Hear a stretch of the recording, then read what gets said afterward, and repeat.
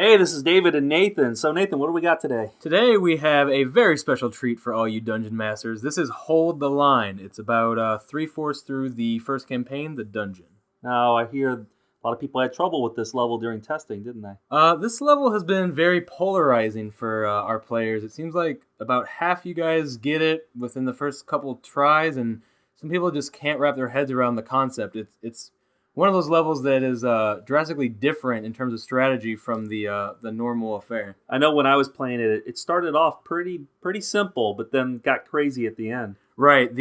What we try to do with all of our levels is use the name as a hint. And so quite often you'll kind of figure out a little bit about what you're supposed to do based on what we call the level. So on Hold the Line, you really do need to hold the line or you're going to be in trouble. Ah, the name is a hint, you say? Yeah, aren't we clever? We are clever. Okay. Standard warning, standard disclaimer. This is a full walkthrough. If you don't want to know how to solve it, then only watch as much as you need. All right, here we go. Here we go. Off to the line. It needs to be held. Holdeth the line. I will totally do that. Are you a line holder? I've been known to dabble. Okay. I can see there's a dungeon here. Hey, you're a sharp one. All right, let's talk about these defenses. What are you going to pick? For Hold the Line, catapults and barricades are going to be the two big players here. And I think beyond that, the real trick is since this is none of those special defenses. Hey man, that Gorgon, she's a looker. The other thing that's important here is the tar and the bomb. That combination is deadly here. All right, so is that the line right there where the barricades are? That's the line, and you have to hold it.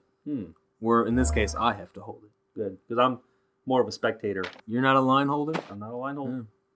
You can see this entire back half of the dungeon, everything behind the line, is really only going to have two defenses in it. One being your mana crystals, and the other being your catapult. All the action in this level is going to happen up front, where my action typically happens. We won't go there. We kind of did. Yeah. But you can see I'm placing catapults here behind my line. The way that catapults work, they have a dead zone, so they won't actually deal any damage to the thing directly in front of them. They're a ranged defense.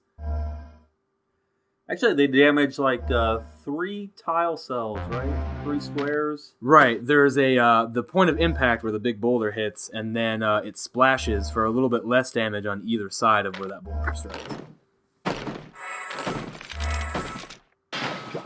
Yeah, I guess you're going to use the tar and bomb trick here. Yep, the tar and bomb is a really good combination. In addition to doing the damage of the bomb itself, when the bomb explodes, it sets the tar on fire, and that deals even more damage, so you'll be able to take out wizards and thieves in a single hit. Well, so far, holding that line doesn't look too difficult. Hey man, I'm holding that line. But things are going to ramp up pretty quick here. As you can see, my economy, my mana cavern basically is just brimming, and that's going to be pretty important later on. Looks like the catapult is your main line of defense here. Yeah, the catapult just deals incredible damage. It deals just so much and so into large groups, so it's pretty vital. So you got kind of a kill zone going on here. They all kind of gather there. You tar bomb them while they're standing on spikes. Then the catapults finish them off. The catapults finish them off because they're slowed, so they're probably going to get hit by more than one catapult, and it's a pretty vicious cycle of offense, truthfully. Now you're putting that ballista out there because it has too much limited range, or you just don't want to waste a spot behind the line? I don't want to put it behind the line because its range is too short to be of much good, and at this point my economy's rolling. I've got enough mana to pretty much start doing whatever I want, and more ballistas is more dead heroes.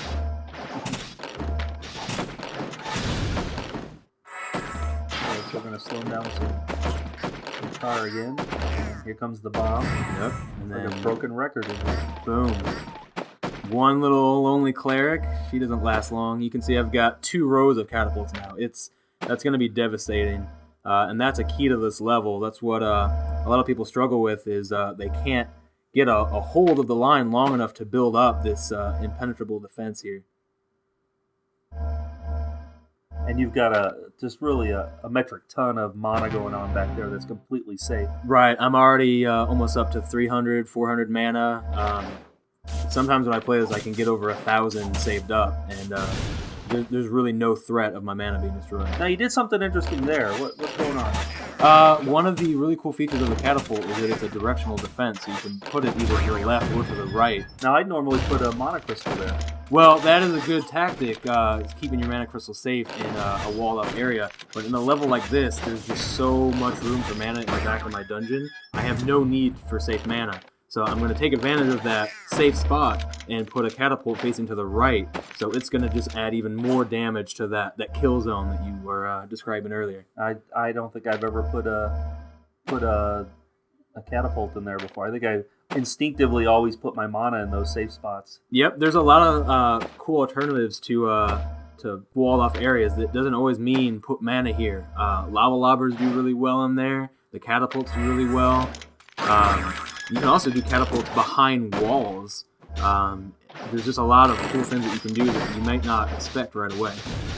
There's just a lot of damage going on in that kill zone. Yep, I mean they're just piling in, and sort of rinse and repeat for now at least. It's going to get too intense to get away with just the bomb and tar. Hey, that tar bomb set your own barricade on fire there. Yeah, that's one of the cool features of the explosives, or just the fire in our game. It can actually set your flammable defenses ablaze. So you may notice you keep talking about the kill zone. I do not want to set my tar to overlap those barricades, because if I set my bomb off, then the barricades will catch on fire. And if those barricades go down, it's game over. So far, they haven't really made a dent in them. I'm not even sure they damaged them much. Yeah, they haven't gotten in there. They will soon, especially later on. You can see the Epic Knights have started to lumber their way in. That's when things start to get tough. That's when things get real. You can see those catapults, though, still just destroying everything. Yeah, and the tar just making it so that they're just kind of lumbering around in there. Right. Okay, so now that guy only got one swing off at the top. Right. The other guy got a couple.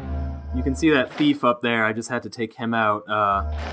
At this point in the game, you've got 3 waves left. I've got over 1,000 mana. It's time to start expanding. I'm going to start getting kind of gutsy here. I'm going to start putting some catapults out probably soon after I build up some more ballistas and force spikes. So with your back row taken care of, I guess it's time to take the fight to the enemy. Yep. Good offense. Yeah, there you go.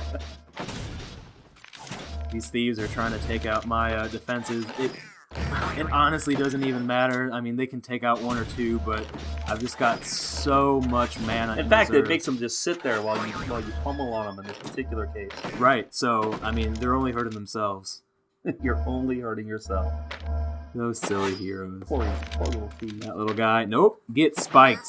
Get sprung. Oh, it didn't happen. He died first. He died first.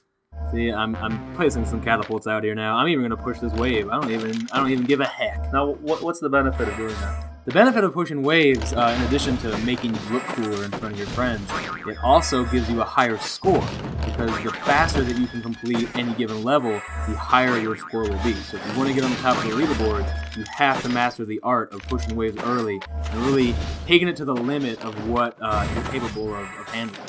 This is one of those games that the early part of the game, although not difficult, is critical. If you don't do that right, you're just not going to survive this part. Right. You're not typically going to want to be pushing waves early on, but once you get a good foothold in your dungeon, it's time to, man up. These thieves thinking they're so clever. The way you got this set up, you just have no issues with your economy. Right. I'm pushing 1,500. It's just how long it takes for a new tower to be available, that cycle time. Right. And that's one of the recharge time. Yeah, the recharge time of here. You know what? Like you said, I've got so much money. I don't even care. Look at that catapult in the front row. Whatever. Spring trap to throw them one square Spring back. trap to throw 1 square back. Yeah, I'm really just having fun with the little guys at this point. I'm kind of toying with. Some people watching this might be wondering, well, what's so hard about this level? You're just acing it. You're gonna 3-star. Doesn't even look like you struggled. And but when you don't know how to beat it, it is actually considerably harder. It's actually, yeah. You were actually winning it during the first few waves when you did everything right on your Right. setup. That's where this level gets made or broken, is how you decide to hold your line. If you don't hold the line right, then you're not even going to get to see these parts, because there's just so many heroes. I mean, you can see them still just funneling in. There's 2 more epic knights right there ready to... So when we went through testing on this level, the people who got that pretty much sailed through it. Right. And then the people who didn't got very frustrated by this level. Yeah, and it doesn't mean that they're a bad player or the other people are a good player. It's just how your brain perceives each level. And when I made this level, I specifically wanted to do something different. I didn't want a, fast start, ramping up to the finish, and then a big ending like we do with most of our levels. I wanted you to have some startup time. I mean, I think it's something like a minute or 90 seconds before the first wave rolls in. But you need to take advantage of every second that I'm affording you, because without this line in a good position, you're gonna shoot yourself in the foot before you even see the first hero. These waves of heroes coming in at this point would be devastating if it weren't for the fact that you had everything behind the line just perfectly positioned. Right. Nothing's gonna get through there. Yeah, they don't know it, but it's game over. Those thieves. I mean, they're still. Well, they're trying. They are trying. Yeah, they're clearing it out, and they're doing their job. Yep. The last wave does have a lot of thieves, so if you're getting to this point and you might not have quite as strong of a setup as I have here, anticipate thieves for the last wave. You're going to want more ballistas, more catapults, less on the trap side of things. Well, there it is. Another flawless fatality. I have held the line. It's like mana from the sky. Or Tiberium. Tiberium? Yeah, Tiberium. Hey man, where does that stuff come from? I think it comes from elevators in the sky. An elevator? That's not right at all. That would be like the worst game design decision ever. If anyone made Tiberium fall from the sky, that would be the end of a franchise. That would be the end of a franchise. We're not going to do that. Nope, we would never do that. Hey, look, I got an achievement though. That's pretty cool. Yeah, that's pretty good. I do what I can. Yeah. All right.